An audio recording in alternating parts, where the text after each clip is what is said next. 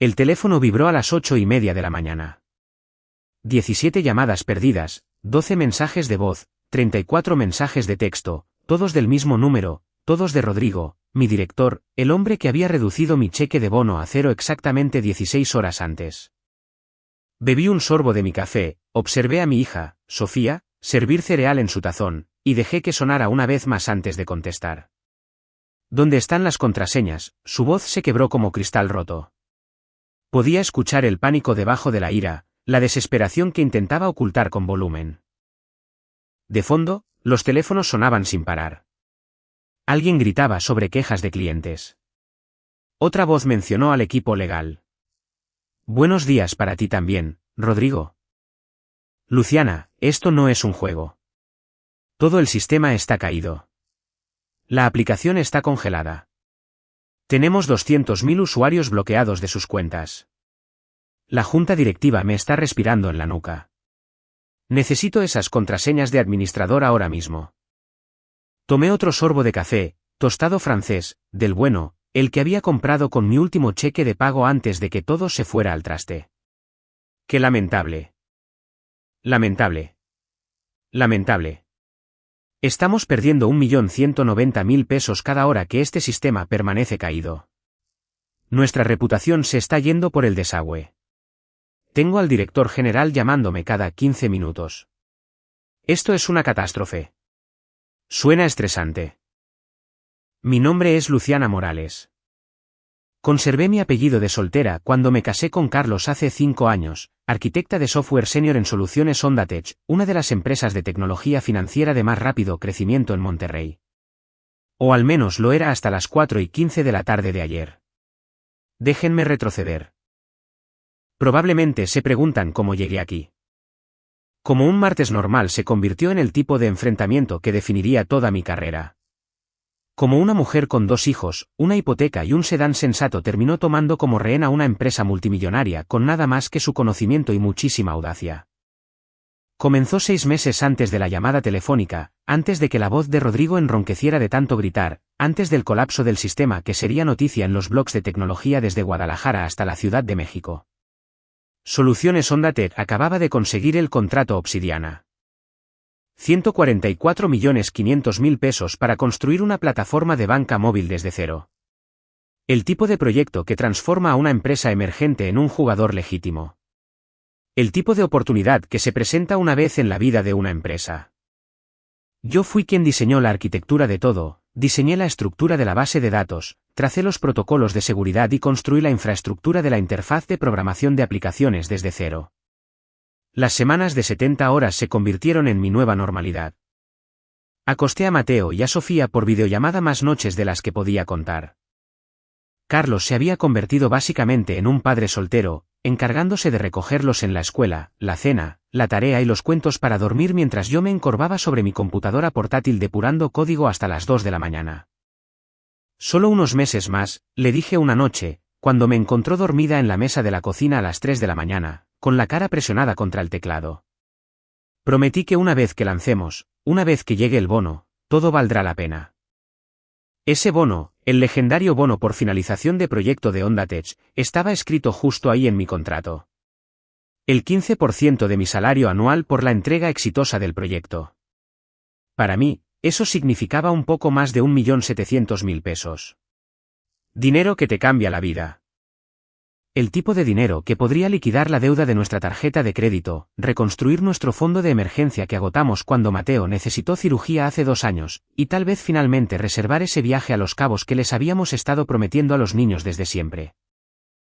Me había ganado cada centavo. Había construido algo extraordinario. El código era elegante, eficiente, escalable. La seguridad era a prueba de balas. Había implementado protocolos de encriptación que hacían nuestro sistema más seguro que las plataformas utilizadas por empresas 10 veces nuestro tamaño. El despliegue estaba programado para la medianoche del martes. Habíamos elegido esa hora deliberadamente, el periodo de menor tráfico. Si algo salía mal, tendríamos horas para solucionarlo antes de la hora pico de la mañana en el centro del país. Había pasado la semana anterior ejecutando pruebas, revisando y volviendo a revisar cada función, cada consulta, cada posible caso extremo. Pero 3 días antes del lanzamiento, algo cambió. Estaba sirviéndome café en la sala de descanso cuando escuché a 2 personas de finanzas hablando. No me notaron de pie junto a la barra agregando crema a mi taza. «¿Te enteraste del cambio de política?», dijo uno de ellos. «¿Cuál?». «Siempre están cambiando algo. La estructura de bonos. Están eliminando los bonos por proyecto para los empleados asalariados. Ahora solo el personal que trabaja por comisión lo recibe». Mi mano se congeló a la mitad de revolver el café. «Espera, ¿en serio? ¿Qué pasa con las personas que ya tienen cláusulas de bonificación en sus contratos?». «Por lo que escuché, están implementando algún tipo de anulación. El equipo legal encontró una manera de modificar los acuerdos existentes. Algo sobre que los ajustes en la estructura de compensación quedan a discreción de la empresa. Eso va a enojar a mucha gente, probablemente. Pero, ¿qué van a hacer? No es como si alguien fuera a renunciar justo antes de un despliegue importante». Dejé mi café en la barra y caminé directo a mi escritorio. Abrí mi contrato de empleo. Leí la sección de compensación 3 veces, luego 4.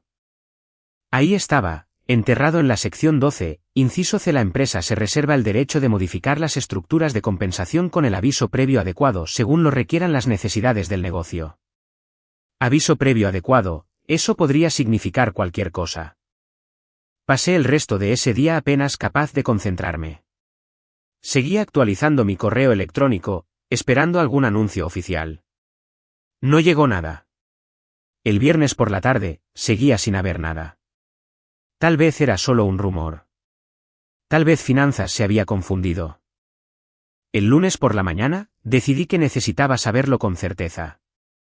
Toqué la puerta de la oficina de Rodrigo a las 10 de la mañana. «¿Tienes un minuto?». Levantó la vista de su computadora portátil. «Claro, ¿qué pasa?». Cerré la puerta detrás de mí. «Escuché algo el viernes. Un rumor sobre cambios en la estructura de bonos.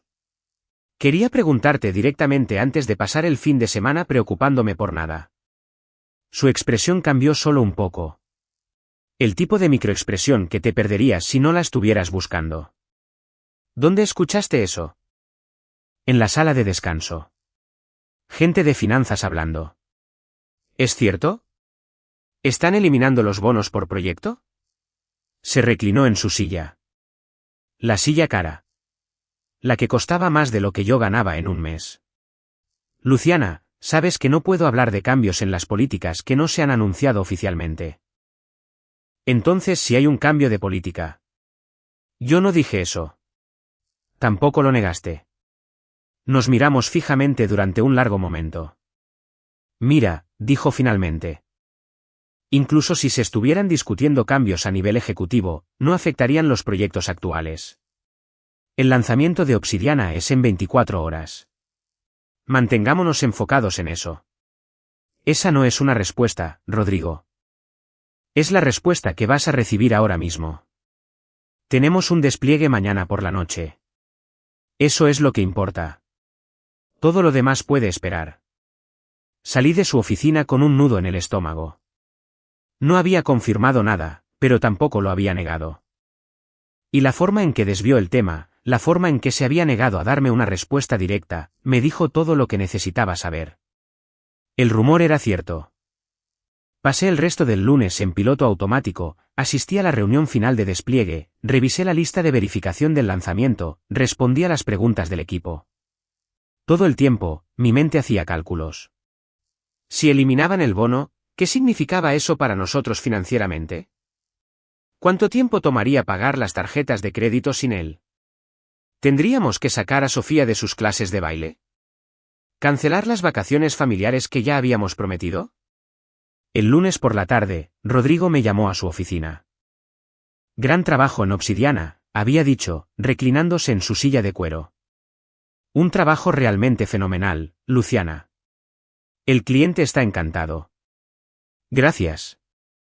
Estamos listos para el despliegue de mañana por la noche». Sobre eso, juntó las yemas de los dedos y algo en su expresión cambió. «Quería hablar sobre tu bono». Ahí estaba, la confirmación que había estado temiendo. El equipo ejecutivo y yo hemos estado revisando la estructura de compensación, continuó Rodrigo, y hemos decidido ajustar el marco de bonos. ¿Ajustar? Estamos eliminando los bonos por finalización de proyecto para los empleados asalariados. Las palabras me golpearon como agua fría. Aunque las había estado esperando, escucharlas en voz alta las hizo reales de una manera que el rumor no había sido. Disculpa. ¿Qué? Es una cuestión de equidad y sostenibilidad. Ya recibes una compensación bastante buena por tu puesto. Tu salario ya incluye la expectativa de que mantendrás y entregarás los proyectos. La estructura de bonos estaba creando una disparidad injusta entre departamentos. Se me secó la boca. Rodrigo, ese bono está en mi contrato. He estado contando con él. He trabajado casi hasta el cansancio extremo durante 6 meses. Y apreciamos esa dedicación. Para eso te pagamos. Deslizó un papel por su escritorio. Este es un anexo a tu contrato de empleo. Actualiza los términos de compensación de ahora en adelante. Miré el documento. Jerga legal, lenguaje corporativo, pero la conclusión era muy clara. No había bono. Ni ahora, ni nunca. No pueden hacer esto. Tengo un contrato firmado. El cual incluye una cláusula que permite a la empresa modificar las estructuras de compensación con 30 días de anticipación. Estamos en todo nuestro derecho legal. La voz de Rodrigo era suave, practicada. Había ensayado esto. Firma el anexo, Luciana. No hagamos esto difícil. ¿Difícil? Me estás robando 1.700.000 pesos. No estoy haciendo tal cosa. Estoy actualizando una política obsoleta. Eres una profesional. Harás tu trabajo sin importar nada, porque eso es lo que hacen los profesionales. Mis manos temblaban, en realidad temblaban con una rabia que nunca antes había experimentado. Necesito pensar en esto. No hay nada que pensar. El despliegue es mañana por la noche. Te necesitamos enfocada y a bordo, firma el anexo. Y si no lo hago, su expresión se endureció. Entonces tendremos que reconsiderar si eres la persona adecuada para la cultura y el futuro de Ondatech. Ahí estaba, la amenaza debajo de la cortesía corporativa, renunciar a mi 1.700.000 pesos o perder mi trabajo por completo. Miré el reloj en su pared. Las 4:15 de la tarde. Algo dentro de mí simplemente hizo clic. No de una manera dramática y explosiva, más bien como una cerradura que se abre.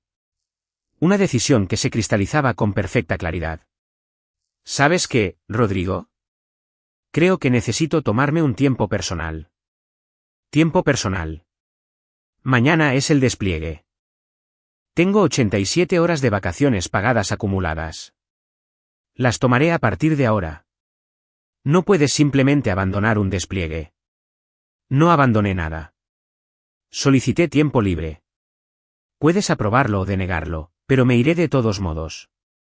Me puse de pie, dejé el anexo sin firmar en su escritorio, salí de su oficina, pasé por la sala de conferencias donde el equipo de despliegue estaba teniendo su reunión final, pasé por mi cubículo donde 2 monitores mostraban miles de líneas de mi código. Pasé por la sala de descanso donde alguien había puesto una pancarta que decía semana de lanzamiento. ¡Vamos equipo! Caminé directo a mi auto y conduje a casa. Carlos me vio la cara cuando entré por la puerta a las 4:45 de la tarde e inmediatamente llamó a su hermana para que recogiera a los niños. Cuéntamelo todo, dijo, sirviéndome una copa de vino antes de que me hubiera quitado los zapatos. ¿Lo hice? Cada palabra del despido de Rodrigo, cada eliminación casual de 6 meses de mi vida, cada sílaba arrogante sobre cómo ya me pagaban para hacer el trabajo que había hecho. Eso es ilegal, dijo Carlos. Eso tiene que ser ilegal. No lo es. Revisé el lenguaje del contrato mientras conducía a casa. Se cubrieron las espaldas. Bebí la mitad de la copa de vino. Se van a salir con la suya. Entonces, ¿qué vas a hacer? Esa era la pregunta, ¿verdad? Podía firmar el anexo, presentarme mañana por la noche, supervisar el despliegue, ver a Rodrigo llevarse el crédito por mi trabajo mientras yo no recibía nada más que mi sueldo regular. Podía jugar a ser la buena empleada, tragarme la injusticia y esperar que el karma eventualmente lo alcanzara. Oh, el despliegue es a la medianoche, dije lentamente. ¿Correcto? Soy la única persona con las credenciales maestras de administrador. Soy la única que conoce toda la arquitectura del sistema. Claro, el equipo conoce sus piezas individuales, pero la forma en que todo se conecta, los protocolos de anulación, las secuencias de apagado de emergencia. Todo eso soy yo. Los ojos de Carlos se abrieron de par en par. Luciana. Incorporé medidas de seguridad, mecanismos de protección a prueba de fallos. El sistema está diseñado para que ninguna persona, excepto yo, pueda acceder a las funciones administrativas principales. Es una característica, no un error informático. Es la mejor práctica para la seguridad a nivel corporativo. ¿Qué estás diciendo? Estoy diciendo que tomaré mis vacaciones pagadas, todas, comenzando de inmediato. ¿Y si Ondates quiere hacer su despliegue sin su arquitecta de software senior, sin la persona que construyó toda la plataforma, sin acceso a las credenciales críticas del sistema? Bueno, esa es su elección. Carlos se quedó callado durante un largo momento. Probablemente te despidan. Necesitamos tu ingreso. Lo sé. El seguro médico de los niños es a través de tu trabajo. También sé eso. Estudió mi rostro. Habíamos estado juntos el tiempo suficiente para que él pudiera leer cada microexpresión. Pero estás harta. Estoy harta. Asintió lentamente.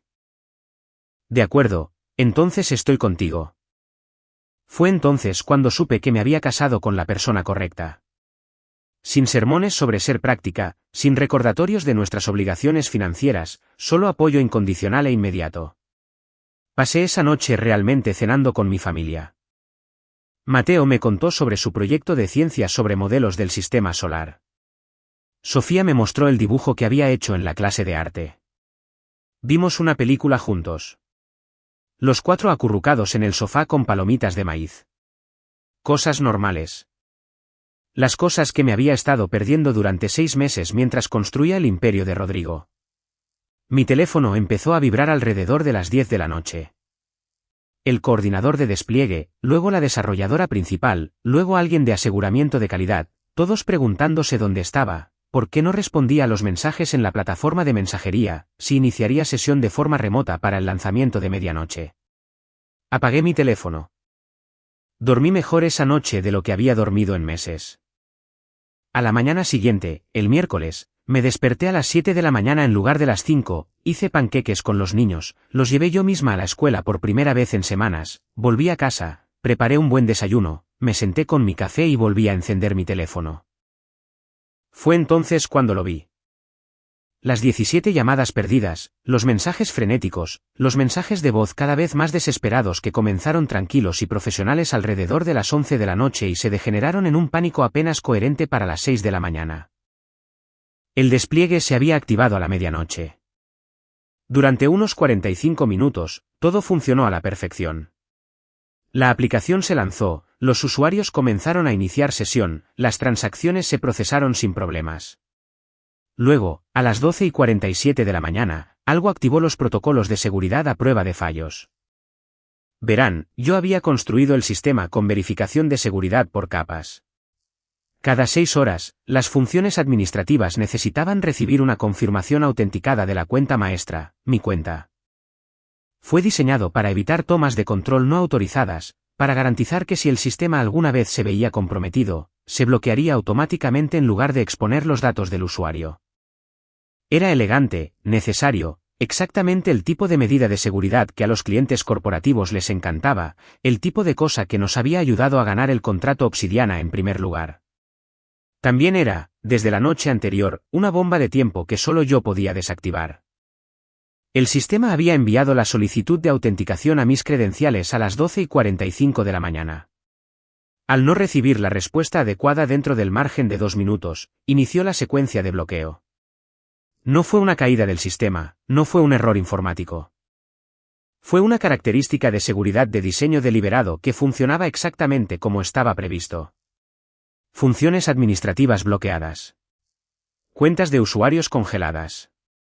Procesamiento de transacciones suspendido. La aplicación no se cayó por completo. Eso habría sido demasiado obvio. En cambio, entró en lo que yo llamaba modo seguro. Todo parecía funcionar, pero nada funcionaba en realidad. Los usuarios podían abrir la aplicación, pero no podían acceder a sus cuentas. Podían ver sus saldos, pero no podían transferir dinero. Podían intentar hacer transacciones, pero todas y cada una fallaban con un mensaje de error genérico de por favor, inténtelo de nuevo más tarde. Y la única forma de desbloquearlo era con mis credenciales y la secuencia de anulación que no existía en ninguna parte de la documentación porque aún no había tenido tiempo de documentarla, porque había planeado hacerlo después del despliegue, después de recibir mi bono. Escuché los mensajes de voz de Rodrigo en orden cronológico. La progresión era fascinante. 11:47 de la noche, hola, Luciana.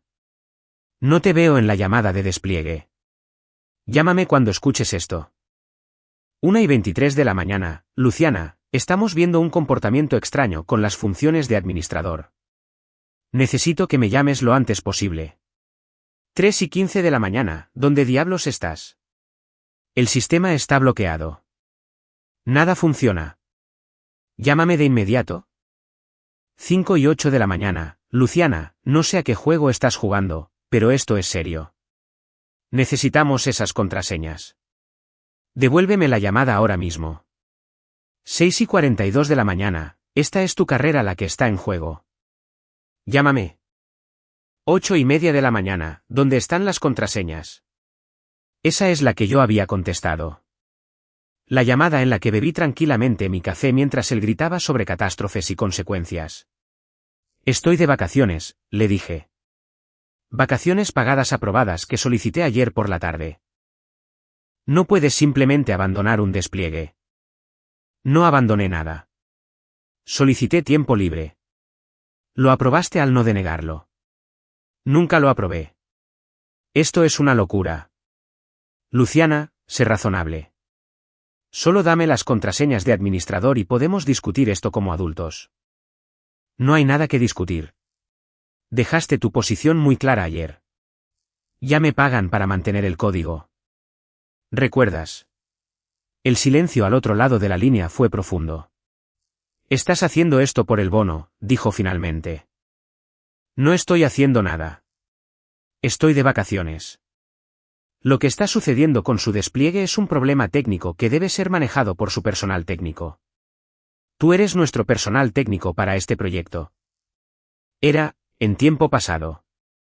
Desde las 4:15 de la tarde de ayer, soy solo una empleada asalariada que ya recibe una compensación bastante buena por supuesto. Tus palabras, Rodrigo. Luciana, su voz cambió, se volvió casi suplicante. No lo entiendes. El director general está amenazando con eliminar toda la división. Tenemos clientes exigiendo reembolsos. El contrato Obsidiana tiene un acuerdo de nivel de servicio. Si estamos inactivos por más de 12 horas, incurrimos en incumplimiento. Pueden retirar los 144.500.000 pesos enteros. Suena a que debiste haber pensado en eso antes de robar mis 1.700.000 pesos. No robé. Mira, olvida el anexo. Olvida toda la conversación. Respetaremos la estructura original del bono. Solo dame las contraseñas. Ahora estábamos llegando a alguna parte. Envíame una carta firmada por el director general garantizando el monto total del bono más los términos originales de mi contrato para todos los proyectos futuros. Lo quiero por escrito del equipo legal, no de ti. Eso tomará horas. El equipo legal necesita redactarlo. El director general estará en reuniones toda la mañana. Entonces supongo que será mejor que te des prisa. Cada hora les cuesta 1.190.000 pesos, ¿verdad? Haz los cálculos. Colgué. Carlos me estaba mirando fijamente desde la puerta de la cocina. ¿Acabas de? Sí. Santo cielo, Luciana. Lo que pasa al trabajar en tecnología es que aprendes muy rápido que la ventaja lo es todo. El mejor código del mundo no vale nada si no puedes negociar por su valor. El ingeniero más talentoso será explotado si no comprende su valor. Había pasado 6 meses construyendo algo increíble, algo que estaba a punto de hacerle ganar a Ondatech millones de pesos. Y trataron de pagarme con elogios vacíos y promesas rotas. Ahora estaban aprendiendo lo que realmente valía esa cosa increíble. Mi teléfono volvió a sonar, número diferente. Lo reconocí como la línea directa del director general. Señorita Morales, le habla Tomás Villarreal. El director general en persona. Interesante. Buenos días. Tengo entendido que tenemos una situación. Su voz era tranquila, controlada, la voz de un hombre acostumbrado a resolver problemas. Rodrigo mencionó que hubo cierta confusión sobre su compensación. Ninguna confusión. Bastante claro, en realidad. Él eliminó mi bono por contrato. Yo eliminé mi disponibilidad. Ya veo. Y usted entiende que lo que está haciendo podría considerarse como tomar a la empresa como rehén. Lo que estoy haciendo es tomar mis días de descanso remunerado ganados. Lo que ustedes están experimentando es la consecuencia de una mala planificación y de una arquitectura de seguridad que depende demasiado de una sola persona. Es posible que desee abordar eso en el futuro. Señorita Morales, esto es lo que va a pasar. Señor Villarreal. Su equipo legal va a redactar una carta garantizando mi bono original. Los términos de mi contrato original y un aumento salarial del 20% para el próximo año fiscal. Va a incluir una cláusula que prohíba cualquier represalia o despido relacionado con este incidente. La va a firmar. La va a certificar ante notario y me va a enviar una copia por correo electrónico dentro de las próximas 3 horas. Eso es extorsión. Eso es negociación. Usted quiere algo que yo tengo. Yo le estoy diciendo cuánto cuesta. Capitalismo básico. ¿Y si nos negamos? Entonces su sistema permanecerá bloqueado. Sus clientes se irán. Ustedes incumplirán el contrato de Obsidiana. Y la reputación de su empresa se irá por el inodoro. Usted decide. Lo escuché respirar al otro lado de la línea, calculando, haciendo los números. 2 horas, dijo finalmente. Tendré la carta en 2 horas. 3. No estoy negociando esa parte. Su urgencia no es mi problema. Otra pausa. Bien. 3 horas. La estaré esperando. Colgué inmediatamente y llamé a mi amiga Susana. Ella era abogada laboral, una de las mejores de Monterrey. Necesito que revises un contrato para mí. Con carácter de urgencia. ¿Qué tipo de contrato? El tipo en el que una empresa intenta arreglar un error masivo y necesito asegurarme de que no incluyan ninguna laguna legal. Esto suena a que hay una buena historia. Oh, la hay. Te contaré todo mientras tomamos unos tragos, pero ahora mismo necesito que estés alerta. Espero un documento dentro de 3 horas y necesito ojos expertos en él antes de firmar cualquier cosa. Me tienes intrigada. Envíalo en cuanto llegue. Pasé las siguientes 3 horas sorprendentemente relajada. Fui a correr.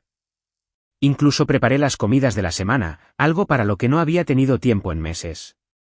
Respondí a algunos correos electrónicos de reclutadores que habían estado languideciendo en mi bandeja de entrada. Solo en caso de que Ondatech decidiera jugar rudo y todo esto saliera mal. El correo electrónico llegó a las 11:43 de la mañana. 17 minutos antes. Alguien allí estaba entrando en pánico. Se lo reenvié a Susana sin leerlo. Me devolvió la llamada 20 minutos después. Esto es sólido, dijo. Realmente sólido, de hecho. Te están dando todo lo que pediste. Además, han incluido una cláusula de no difamación que funciona para ambas partes. No puedes hablar mal de ellos públicamente. Pero ellos tampoco pueden hablar mal de ti con futuros empleadores. Hay un paquete de indemnización si te despiden por cualquier motivo en los próximos 18 meses. El triple de tu salario actual. Luciana, ¿qué demonios hiciste? Dejé de ser amable. Lo que sea que hayas hecho, funcionó. Si te sientes cómoda con estos términos, deberías firmarlo. Esto es mejor de lo que obtienen la mayoría de los ejecutivos. Leí el documento yo misma. Susana tenía razón. Era hermético. El bono, el aumento de sueldo, la protección contra represalias, todo lo que exigí y más. Lo firmé electrónicamente, lo envié de vuelta y llamé a Rodrigo. Revisa tu correo electrónico, le dije. Tienes tus códigos de acceso. Había escrito la secuencia de anulación y las credenciales maestras en un documento protegido con contraseña. Profesional, limpio, exactamente lo que necesitaban para desbloquear el sistema y volver a estar en línea. Nos llevará al menos una hora implementar esto, dijo Rodrigo. Sonaba exhausto, derrotado. Ya no es mi problema. Sigo de vacaciones por el resto de la semana. Nos vemos el lunes. Colgué antes de que pudiera responder. El sistema volvió a estar en línea a la 1:37 de la tarde. 14 horas y 50 minutos de inactividad. Lo sé porque lo estaba siguiendo en las redes sociales, observando la respuesta pública de la empresa, leyendo las quejas de los usuarios y la cobertura de los blogs de tecnología. El precio de las acciones de Honda Tech había caído un 8%. Habían perdido aproximadamente 20.400.000 pesos en el tiempo de inactividad. Habían tenido que emitir disculpas públicas, ofrecer créditos en las cuentas y probablemente, renegociar partes del contrato Obsidiana, pero volvieron a estar en línea, y yo era 2.040.000 pesos más rica de lo que había sido 24 horas antes. Una vez que tomabas en cuenta el aumento salarial. Ojalá pudiera decir que ahí terminó todo, que cabalgué hacia el atardecer con mi victoria, cobré mi cheque de bonificación y viví feliz para siempre. Pero la vida real es más complicada que eso. Esa noche, comencé a recibir llamadas de mis compañeros de trabajo. La mayoría fueron de apoyo. De esa manera cautelosa en la que la gente se muestra cuando está impresionada, pero también un poco aterrorizada. Escuché lo que pasó, dijo Fabiola, una de las desarrolladoras senior. Eso requirió agallas su estupidez. Aún no he decidido cuál de las dos. De cualquier manera, Rodrigo camina por la oficina como si alguien hubiera matado a su perro. Es hermoso. Pero no todos apoyaron la decisión. Algunas personas pensaron que había sido imprudente, poco profesional, que había puesto en peligro a la empresa y el trabajo de todos solo para demostrar un punto. Tal vez tenían razón. Tal vez había sido imprudente. Pero también había tenido razón. El lunes siguiente, volví a Honda Tech esperando, no sé, hostilidad, incomodidad, un desfile en mi honor. Lo que obtuve fue silencio. La gente asentía, ofrecía sonrisas tensas. Las conversaciones se detenían cuando entraba a las salas de descanso. Me había convertido en la leyenda de la oficina y en la paria de la oficina al mismo tiempo. Rodrigo me evitó por completo. Enviaba actualizaciones de proyectos por correo electrónico en lugar de llamarme a su oficina. Dejó de hacer contacto visual en las reuniones. Había aprendido una valiosa lección sobre la ventaja y las consecuencias, incluso si le había costado su orgullo y a la empresa más de 20 millones de pesos. El director general me llamó a su oficina para una reunión el miércoles. Quiero ser claro sobre algo, dijo Tomás. Lo que hizo la semana pasada fue un riesgo profesional. Podría haber terminado de manera muy diferente. Soy consciente de ello. Pero también reveló una vulnerabilidad crítica en nuestras operaciones. Dependíamos demasiado de puntos únicos de fallo. Ese es un problema de liderazgo, no técnico. Esperé. Sentía que esto iba a alguna parte. Estamos reestructurando la división de tecnologías de la información, creando un nuevo puesto, vicepresidencia de ingeniería. Viene con un equipo, un presupuesto y un asiento en la mesa ejecutiva. Quiero que lo tome. Definitivamente no había visto venir eso. ¿Me está ascendiendo?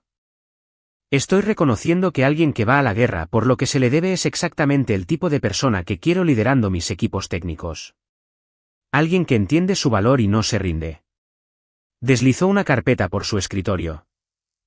Esta es la oferta. Revísela. Piénselo. Avíseme para el final de la semana. Me llevé la carpeta a casa y la leí con Carlos esa noche después de que los niños se durmieron. El salario era ridículo, casi el doble de lo que había estado ganando. El paquete de acciones era sustancial. Los beneficios incluían cosas que ni siquiera sabía que debía pedir. Esto es increíble, dijo Carlos. Esto lo es todo. Lo es, estuve de acuerdo.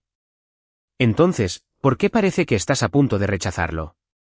Esa era la pregunta, ¿verdad? Pensé en los últimos 6 meses, las horas de dormir que me perdí, las cenas por videollamada, el agotamiento que se había vuelto tan normal que había olvidado lo que se sentía estar descansada. Pensé en la cara de Rodrigo cuando había eliminado casualmente mi bono. La suposición de que simplemente lo aceptaría, la certeza de que no tenía otra opción. Pensé en lo que significaría este ascenso. Más responsabilidad, más horas, más tiempo lejos de Mateo y Sofía. Claro, me pagarían bien. Claro, tendría poder e influencia, pero ¿a qué costo? No voy a rechazarlo, dije finalmente. Pero voy a negociarlo. A la mañana siguiente, llamé a Tomás. Estoy interesada en el puesto de vicepresidenta, pero tengo condiciones. ¿La escucho? Semanas laborales de 40 horas, límite estricto. Sin expectativas de disponibilidad por las noches o los fines de semana a menos que haya una emergencia genuina, y esas se definirán por escrito. Trabajo remoto 3 días a la semana. Total autonomía sobre la contratación del equipo y la asignación del presupuesto. Y quiero que se cree un puesto de vicepresidencia adjunta, para que yo nunca vuelva a ser un punto único de fallo. Es una petición considerable. Es una estructura sostenible. Me ascendió porque luché por mi valor. Esto es lo que yo valoro. Si quiere a alguien que se agote por la gloria corporativa, contrate a otra persona. Si quiere a alguien que construya algo duradero mientras mantiene una vida fuera de esta oficina. Estas son mis condiciones. Hubo una larga pausa. Tendré que discutir esto con la junta directiva. Tómese su tiempo. Estoy feliz en mi puesto actual si esto no funciona. Eso era mentira. No era feliz, pero estaba dispuesta a seguir siendo infeliz en lugar de aceptar un ascenso que me haría más infeliz. Ese era su propio tipo de poder. Me devolvió la llamada 3 horas después. Vamos a hacer que esto funcione. La mayoría de sus condiciones son aceptables. La junta directiva quiere discutir las limitaciones de las horas de trabajo, pero en principio, estamos alineados. Negociamos durante otra semana. De ida y vuelta, compromisos de ambas partes. Al final, obtuve el 90% de lo que había pedido, lo que en términos corporativos significaba que había ganado por completo. Comencé en el nuevo cargo el 1 del mes. Mi primer acto como vicepresidenta de ingeniería fue implementar un protocolo integral de documentación. Para que ninguna persona tuviera todo el conocimiento crítico de nuevo. Mi segundo acto fue auditar los contratos de todos y asegurar que las estructuras de bonos fueran justas y estuvieran garantizadas. Rodrigo estaba furioso. Por supuesto, esencialmente había neutralizado su capacidad de jugar con la compensación de la gente, pero no podía hacer nada al respecto. Yo lo superaba en rango ahora. Tenía el respaldo del director general y todos sabían lo que había pasado cuando intentó cruzarse en mi camino antes. 3 meses después de asumir mi nuevo cargo, Rodrigo renunció, aceptó un puesto en la competencia. Me gustaría decir que me sentí mal por ello, pero estaría mintiendo. Él había tomado sus decisiones y enfrentado sus consecuencias. Lo reemplacé con Fabiola, quien había sido una de las pocas personas que me apoyó abiertamente durante todo el asunto. Era brillante, justa y no tenía interés en jugar juegos de poder. La moral del departamento mejoró casi de inmediato. En casa, las cosas también estaban mejor. Fui a la feria de ciencias de Mateo, vi el recital de baile de Sofía, cené con mi familia 5 noches a la semana. Carlos dejó de mirarme con esa expresión de preocupación que había llevado durante meses. «Te ves feliz», dijo una noche. «Lo estoy». ¿Sin arrepentimientos? Lo pensé. Realmente lo pensé. Ninguno. Pasé tanto tiempo siendo la buena empleada, la que trabaja en equipo, la que sacrificaría cualquier cosa por el trabajo. No me llevó a ninguna parte. Estaban felices de tomar todo lo que yo diera y no ofrecer nada a cambio. Hasta que los obligaste. Hasta que los obligué. Resulta que el respeto no es algo que te ganas siendo complaciente. Es algo que exiges al conocer tu valor. 6 meses después del desastre del despliegue, Hondatel consiguió otro contrato importante, de 204 millones de pesos. Esta vez el director general dio el crédito a nuestra infraestructura de tecnologías de la información mejorada y a los protocolos de seguridad, los protocolos que yo había implementado, el equipo que yo había construido. Lo entregamos sin fallas, 3 semanas antes de lo previsto, por debajo del presupuesto y con 0 incidentes. Mi bono en esa ocasión fue respetado sin cuestionamientos. Depositado directamente el día después de la finalización del proyecto. Aprendí algo de toda la experiencia. A veces lo más profesional que puedes hacer es negarte a ser profesional de la manera que ellos esperan. Te quieren sumisa, agradecida, dispuesta a aceptar cualquier migaja que te ofrezcan. Cuentan con que necesites el trabajo más de lo que ellos te necesitan a ti. Pero si has construido algo sin lo que no pueden funcionar, si te has vuelto genuinamente irreemplazable, tienes una opción. Puedes aceptar la injusticia y esperar que las cosas mejoren, o puedes hacer que mejoren. Yo hice que mejoraran. Sí, fue arriesgado. Sí, podría haberlo perdido todo. Pero no fue así, porque había hecho el trabajo, había construido la ventaja de negociación, y cuando llegó el momento, la utilicé. Esa es la cosa que no te enseñan en los programas de ciencias de la computación. El código importa. La arquitectura importa, pero lo que importa más es entender que tus habilidades tienen valor, un valor real, el tipo de valor que las empresas pagarán cuando tengan que hacerlo, el tipo de valor que intentarán robar si se los permites. Un año después de que todo pasó, me invitaron a hablar en una conferencia de mujeres en tecnología. Querían que hablara sobre liderazgo, avance profesional. Estuve a punto de decir que no. Hablar en público no era realmente lo mío. Pero luego pensé en todas las demás personas que trabajan semanas de 70 horas y se les paga por 40, las que ven cómo sus contribuciones se acreditan a sus gerentes, a las que se les dice que ya se les compensa por su excelencia. Dije que sí. Me paré en ese escenario frente a 300 mujeres y les conté toda la historia. El bono robado, el despliegue de medianoche, el bloqueo del sistema, las negociaciones de emergencia, el ascenso que vino por negarme a dar marcha atrás. Las van a poner a prueba, les dije. Van a ver cuánto pueden soportar antes de que ustedes contraataquen. Van a asumir que ustedes los necesitan más de lo que ellos las necesitan. Su trabajo es asegurarse de que esa suposición sea incorrecta. Los aplausos fueron atronadores. Después, al menos 50 mujeres se me acercaron, compartieron sus propias historias de crédito robado, bonos eliminados, promesas rotas, y me preguntaron cómo había encontrado el valor para alejarme. No fue valor, les dije. Fueron matemáticas. Calculé lo que yo valía, lo que ellos perderían sin mí y lo que yo tenía que perder si me quedaba. Los números hicieron que la decisión fuera fácil. Una mujer, probablemente a mediados de sus 20, me miró con esos ojos muy abiertos y llenos de esperanza. Pero, ¿y si no soy irreemplazable? ¿Qué pasa si simplemente pueden despedirme y contratar a otra persona? Entonces te haces irreemplazable. No documentes nada crítico. Construye sistemas que solo tú entiendas.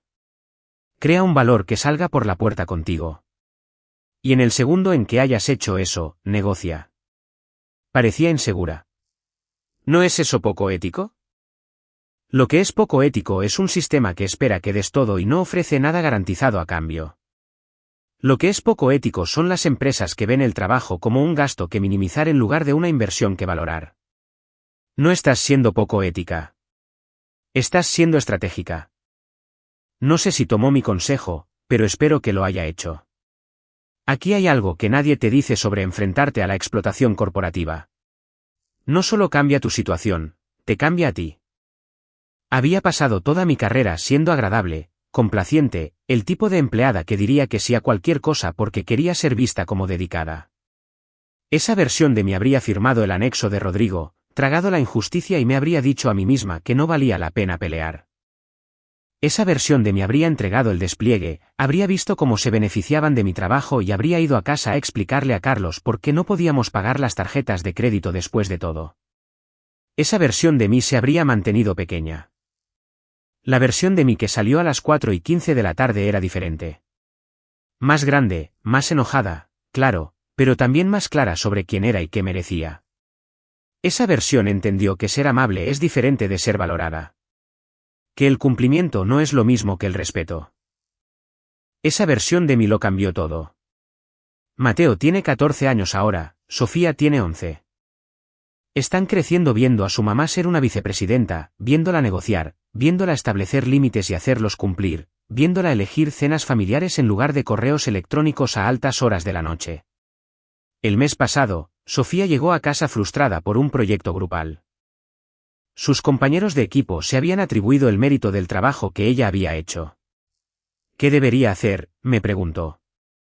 La antigua yo le habría dicho que lo dejara pasar, que fuera la persona madura, que se concentrara en aprender en lugar de en el reconocimiento. La nueva yo dijo algo diferente. Documenta todo. Envía un correo electrónico al maestro con un desglose de quién hizo qué. Asegúrate de que tu contribución sea visible. Y la próxima vez, no compartas tu trabajo hasta que todos hayan contribuido con el suyo. La gente tomará lo que les des. No les des la oportunidad. Parecía sorprendida, luego pensativa, luego decidida. Obtuvo el crédito que merecía. Carlos bromea diciendo que estoy criando pequeños negociadores. Probablemente tenga razón, pero prefiero criar niños que conozcan su valor que niños que pasen sus 20 aprendiendo de la manera difícil que la amabilidad no paga las cuentas. A veces me pregunto qué habría pasado si hubiera firmado ese anexo. Si simplemente hubiera aceptado la decisión de Rodrigo y seguido adelante, probablemente todavía sería una arquitecta senior, todavía trabajando semanas de 70 horas, todavía perdiéndome las horas de dormir y los recitales de baile. Todavía preguntándome por qué trabajar duro nunca parecía traducirse en ser valorada. Definitivamente no sería vicepresidenta, no tendría el equipo que he construido, no tendría la influencia para cambiar cómo esta empresa trata a su personal técnico. Y Ondatech no habría aprendido que el talento tiene un costo, que la lealtad se gana, no se exige. Que las personas que construyen tu imperio merecen una parte de las ganancias. Lo aprendieron de la manera cara. Más de 20 millones de pesos y una pesadilla de relaciones públicas de caro. Pero lo aprendieron. En estos días, recibo llamadas de reclutamiento constantemente. Otras empresas que quieren robarme, ofreciendo salarios aún más altos, mejores títulos, oportunidades más prestigiosas. Algunas de ellas son tentadoras, pero me quedo en Ondatech, no por lealtad. Exactamente. Más bien como una inversión. He construido algo aquí. Una cultura donde se respeta al personal técnico, donde se cumplen los contratos, donde alguien no puede simplemente robar tu bono de manera casual porque se le da la gana. Eso vale más que un aumento de sueldo. Aunque, seré honesta, si alguien me ofrece un paquete lo suficientemente ridículo, lo consideraré. He aprendido que la lealtad sin una ventaja de negociación es solo otra forma de decir explotación. El mes pasado, tomé un café con Susana, la abogada laboral que había revisado mi contrato durante la crisis. Sabes, eres una leyenda en los círculos del derecho laboral, ¿verdad?, dijo. Uso tu caso como ejemplo en las consultas. La ilustración perfecta de la negociación basada en la ventaja. No estoy segura de si debería estar orgullosa de eso. Absolutamente deberías. Jugaste un juego arreglado y ganaste. La mayoría de la gente no lo hace. La mayoría de la gente es aplastada por el sistema y piensa que así es simplemente como funciona. Pero no tiene por qué ser así. Eso es lo que aprendí. El sistema solo funciona si la gente lo acepta. Y tú no lo hiciste. No podía. Ya no. Había dado demasiado durante demasiado tiempo. Algo tenía que romperse. Me alegro de que haya sido el sistema y no tú. Yo también. Un año después de que todo pasó, recibí un correo electrónico de alguien que no conocía. Asunto, gracias. Estuve a punto de borrarlo como correo no deseado, pero algo me hizo abrirlo. Estimada Luciana, no me conoces, pero te escuché hablar en la conferencia de mujeres en tecnología el año pasado. Fui la que preguntó si era reemplazable. Me dijiste que me hiciera irreemplazable. ¿Lo hice? La semana pasada. Mi empresa intentó eliminar mi bono por finalización de proyecto. Renuncié antes del lanzamiento del producto. Me llamaron 6 horas después, listos para negociar. Obtuve todo lo que pedí más un ascenso. Quería que supieras que tu historia cambió mi vida. Debo haber leído ese correo electrónico 20 veces. Luego lo guardé en una carpeta que titulé ¿Por qué importó? Porque esa es la cosa acerca de defenderte a ti misma. No se trata solo de ti. Se trata de todos los que miran y a quienes se les ha dicho que no tienen poder. Todos los que han aceptado menos de lo que merecen porque luchar parecía demasiado arriesgado. Cuando luchas y ganas, también les das permiso para luchar a ellos. Les muestras que es posible. No soy especial. No soy singularmente valiente ni excepcionalmente talentosa. Solo soy alguien que se cansó de ser tratada como si fuera desechable y decidió demostrar que no lo era. Tú puedes hacer lo mismo. Tal vez no de la misma manera exacta. Tal vez no con un bloqueo drástico del sistema y negociaciones de emergencia, pero de cualquier manera que tenga sentido para tu situación, tu industria, tu ventaja. Puedes dejar de aceptar menos. Puedes exigir lo que vales. Puedes marcharte a las 4:15 de la tarde y dejar que se den cuenta de lo que están perdiendo. O puedes quedarte exactamente donde estás, trabajando hasta el cansancio para personas que te ven como un gasto en lugar de un activo. Esa también es una opción. Yo elegí marcharme. La mejor decisión que he tomado. En estos días, cuando capacito a nuevos empleados en mi departamento, les cuento una versión de esta historia. No todos los detalles, no las partes dramáticas sobre fallos del sistema y llamadas de emergencia, sino la lección central. Su currículum es una lista de su valor, les digo. Su salario es lo que la empresa cree que puede salirse con la suya pagando por ese valor. Esos dos números deben coincidir. Si no lo hacen, eso es una negociación, no un hecho dado. Algunos de ellos se ven incómodos, como si les estuviera enseñando algo vagamente inapropiado. Bien. La comodidad es lo que mantiene a las personas mal pagadas y con exceso de trabajo. La incomodidad es lo que impulsa el cambio.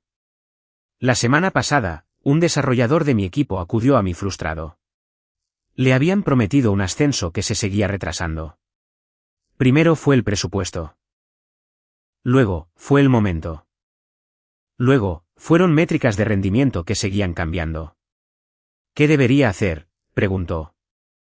Lo miré durante un largo momento. Pensé en lo que la antigua yo habría dicho. Algo sobre la paciencia, sobre demostrar aún más su valía, sobre confiar en el proceso. En cambio, dije, actualiza tu currículum, comienza a recibir llamadas de reclutadores, consigue una oferta por escrito de otra empresa, luego vuelve a mí con ella y veremos qué tan rápido se materializa ese ascenso. Parecía sorprendido. ¿Quieres que me entreviste en otra parte? Quiero que conozcas tu valor en el mercado. Una vez que lo sepas, podrás tomar una decisión informada sobre si tiene sentido quedarte aquí. Y si te quedas, lo estarás haciendo desde una posición de fuerza, no de esperanza. ¿No es eso desleal? La lealtad es una calle de doble sentido. ¿Ha sido esta empresa leal a ti? ¿Han cumplido sus promesas? ¿O te han estado dando largas porque es más barato que ascenderte? No tenía una respuesta para eso. 2 semanas después, regresó con una oferta. Un 30% de aumento salarial, mejor título, bono de contratación. Lo llevé a mi equipo de liderazgo y le conseguí una contraoferta que lo igualaba. Se quedó, consiguió su ascenso, consiguió su aumento. No porque la empresa de repente decidiera que lo merecía, sino porque demostró que lo perderían si no cumplían. Así es como funciona el juego. Desearía que fuera diferente. Desearía que el mérito importara más que la ventaja. Desearía que hacer un trabajo excelente garantizara una compensación excelente, pero no es así. Lo que garantiza una compensación excelente es estar dispuesto a irte si no la obtienes. Todo lo demás es solo esperar que alguien note lo duro que estás trabajando y decida recompensarte por ello. La esperanza no es una estrategia. La ventaja de negociación lo es. Así que construye la tuya. Como sea que se vea en tu campo, en tu puesto, en tu situación. Constrúyela deliberadamente, protégela cuidadosamente y úsala estratégicamente. Porque la alternativa es pasar tu carrera agradeciendo por menos de lo que mereces mientras alguien se beneficia de la diferencia. Pasé años siendo esa persona. Luego pasé una tarde decidiendo no serlo. Esa tarde le costó a Ondatech más de 20 millones de pesos, les enseñó a valorar a su personal técnico y me lanzó a una trayectoria profesional que nunca había imaginado posible. Todo porque recordé algo simple: yo construí esto. Yo sé cómo funciona. Y si quieren seguir trabajando, me necesitan más de lo que yo los necesito a ustedes. Eso era cierto entonces. Sigue siendo cierto ahora. Y lo que sea que estés construyendo, donde sea que estés trabajando, hay una versión de esa verdad que también se aplica a ti. La pregunta es si estás dispuesta a actuar en consecuencia. Yo lo estuve y cambió todo. El teléfono vibró a las 8:30 de esa mañana de miércoles. 17 llamadas perdidas de Rodrigo.